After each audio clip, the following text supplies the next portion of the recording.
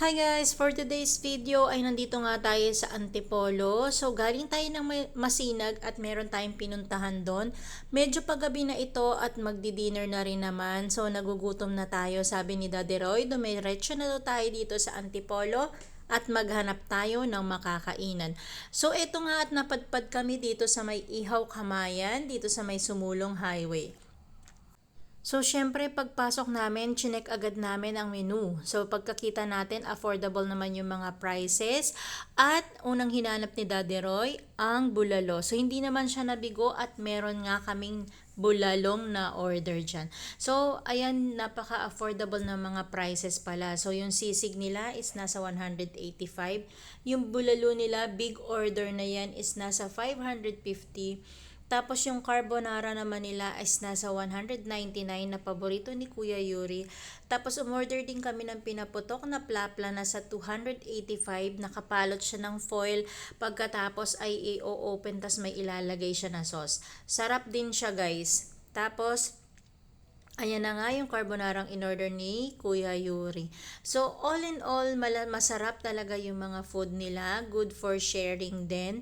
So, hindi naman kami nagkamali at dito tayo napadpad at nakakain. So, maganda yung ambience ng restaurant kasi puros old and antiques yung mga naka-display dyan.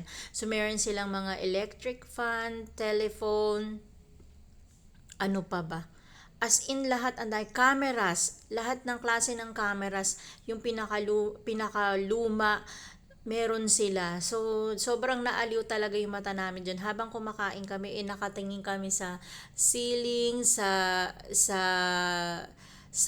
dingding kasi yung mga display nga nila is ang gaganda. So, hindi lang yan yung mga ino-offer nila na food dyan, guys. So, yung second time namin na pumunta dito ay umorder din kami ng pansit na masarap din. Tapos, napansin ko rin na meron silang pasta, pizza, at syempre yung steak. So, meron sila dyang ino-offer na Australian T-bone, tapos yung rib eye, tapos meron ding porterhouse na napaka-affordable lang. Nung nakita ko yun sa ibang restaurant na kinainan namin, halos libo yung presyo.